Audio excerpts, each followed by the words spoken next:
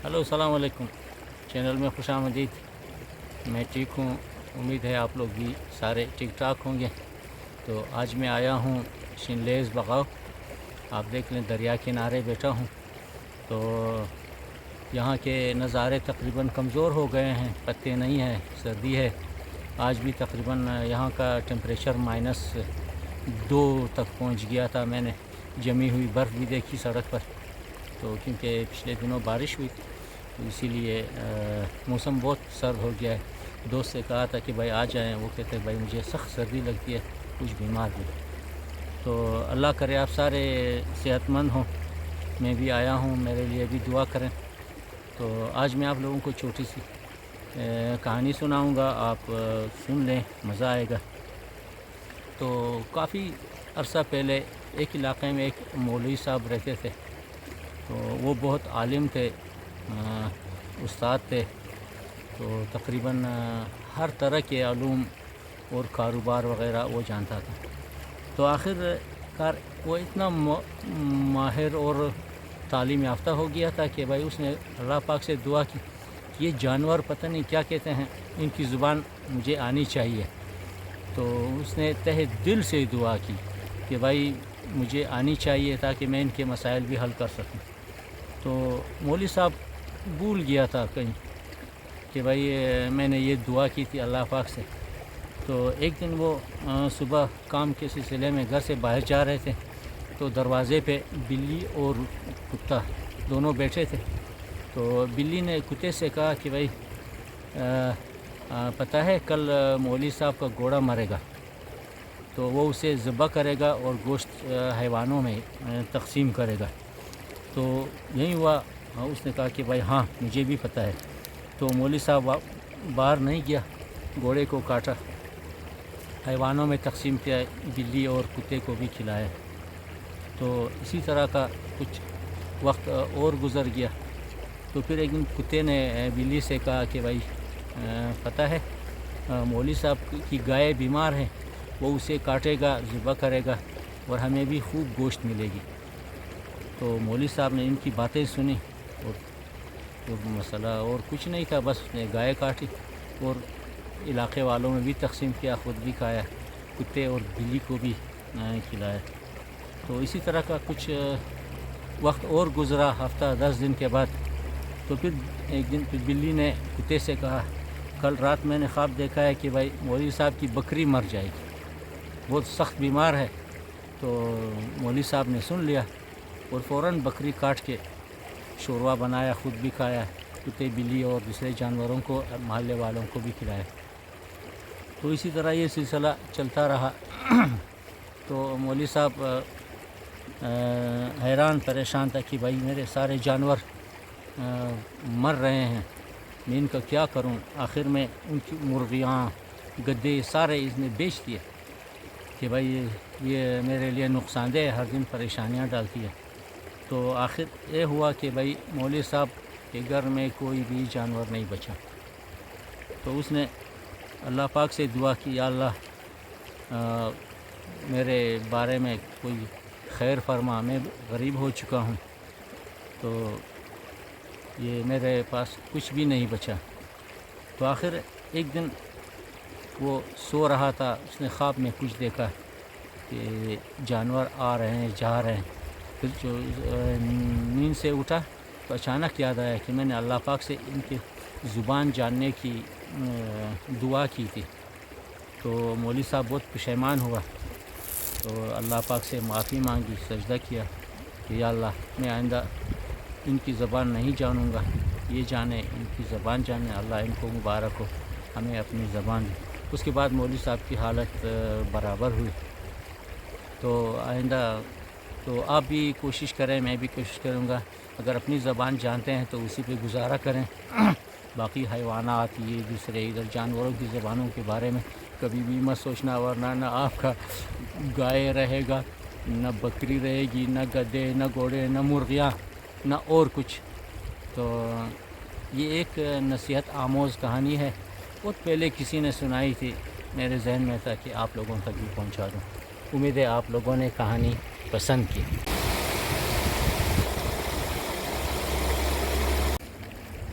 اچھا تو دوستو دوسری کہانی بھی زبانوں کے بارے میں ہے. تو کہتے ہیں 2 جاپانی ہندوستان کے ایک دیہاتی علاقے میں سفر کر رہے تھے. غالباً وہ بھی ٹورسٹ ہے میری طرح. میں 1-2-3 زبانیں جانتا ہوں, اپنا راستہ نکال لیتا ہوں, کام چل جاتا ہے. تو وہ دونوں راستہ بھول گئے, بالکل جنگلوں میں جاتے جاتے جاتے شام ہونے کو تھی. تو انہوں نے ایک پولیس چوکی دیکھی, وہاں گئے کہ بھائی ان سے پوچھا, حال احوال کیا, پانی پیا. بولتے فلانے شہر کا راستہ کس طرف ہے. انہوں نے اپنی جاپانی زبان میں پوچھی. تو 2 پولیس سپاہی ہندی تھے, انہوں نے سر ہلایا کہ ہمیں پتہ نہیں. تو اس نے عربی میں پوچھا ان سے, پھر انہوں نے سر ہلایا. پھر انگریزی میں پوچھا, پھر سر ہلایا. پھر کسی اور یورپی زبان میں پوچھا, تو انہوں نے بالکل نفی میں سر ہلایا کہ بھائی ہم آپ کی زبان نہیں جانتے ہیں. تو انہوں نے بائے بائے کیا اور کہیں اور چلے گئے. تو یہ 2 آپس میں ابھی اس کے بارے میں تبصرہ کر رہے ہیں کہ بھائی یہ دیکھو اتنی زبانیں جانتے ہیں, ہمیں ایک بھی زبان نہیں آتی. تو دوسرے نے کہا کہ بھائی اس کو اتنی زبانیں آتی تھی تو ان کا کام نہیں چلا, ابھی ہمیں کیا ضرورت ہے کہ بھائی ہم اور بھی مزید زبانیں سیکھیں. بس ہر ایک اپنی زبان میں مصروف رہے تو بہتر ہوگا.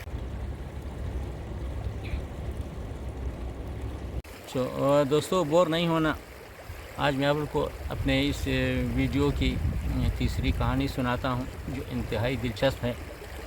تو ایک کشمیری کا ایک دواؤں کا دکان تھا. تو وہ میرے خیال میں حکیم تھا. تو اس کے 3 مزدور تھے, ایک ہزارہ تھا, ایک پٹھان اور ایک پنجابی. 3 مزدور رکھے تھے. وہ اس لیے رکھے تھے کہ بھائی وہ پہاڑوں سے جڑی بوٹیاں جمع کر کے لائے تاکہ یہ دوا بنائے, کوٹے ان کو پوڑیوں میں بند کرے اور اسی طرح کھلا بھی بیچے. تو اس نے 3 مزدوروں کو بلایا کہ بھائی آ جاؤ, کل صبح جلدی آنا دکان پر, میں آپ لوگوں کو کسی کام سے باہر بھیجتا ہوں. تو انہوں نے کہا ٹھیک ہے. جب صبح ہوئی تو کشمیری بھائی نے گھر سے حلوہ بھی بنایا تھا. بہت ہی کشمیری بہت بہترین حلوہ بھی بناتے ہیں. تو ایک اتنی کٹوری میں حلوہ رکھا ہوا تھا جو ان تینوں کے یہ کافی تھا. تو ان سے کہا کہ بھائی فلانے پہاڑ کی طرف جاؤ, اس طرح کی بوٹی لے آنا. تو وہ تینوں روانہ ہو گئے. وہ دور تک گئے, ان کے پاس تھوڑا سا پانی بھی تھا, وہاں پہ چشمے تھے, جنگل تھے وغیرہ, ادھر ادھر سارے جڑی بوٹیاں بہت تھیں.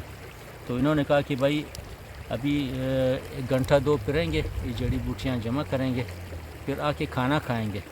تو انہوں نے بیچ چوراہے میں ایک جگہ نشانی کی کہ بھائی اس حلوے کو یہیں چھپائیں گے, واپسی پر اس ہر ایک اپنے راستے سے جو آئے گا یہاں حلوہ کھا کے واپس جائیں گے گھر. تو پٹھان بیچارہ حلوہ کا بہت شوقین تھا. تو جو ہی یہ ادھر ادھر گئے, پٹھان تھوڑا آگے گیا, چھپ گیا, دیکھا کہ بھائی ہمارے یہ 2 کارندے کہاں تک پہنچے. جو ہی یہ ایک 10-15 منٹ آگے گئے تو نظر نہیں آتا تھا. تو پٹھان واپس مڑا اور حلوہ سارا کھا گیا, پھر اس کے اوپر کچھ رکھا. تو کافی 3-4 گھنٹوں کے بعد یہ سارے واپس آ گئے. پیشنٹ کا وقت تھا. تو سب نے ایک دوسرے کو دیکھا کہ آؤ بھائی حلوہ کھائیں گے. وہی جگہ نشانی کی تھی, سارے ادھر جمع ہوئے.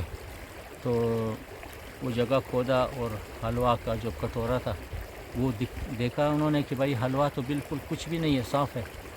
تو انہوں نے پوچھا ایک دوسرے سے کہ بھائی حلوہ کس نے کھایا ہے. تو آخر میں پٹھان نے کہا کہ بھائی حلوہ میں نے کھایا ہے. تو کیوں کھایا, ہمارا حصہ, میں بھی بھوک لگی ہے, ابھی ہم کہاں جائیں گے. تو پٹھان نے کہا کہ بھائی ایک سچا مچا قصہ سناؤں گا آپ لوگوں کو.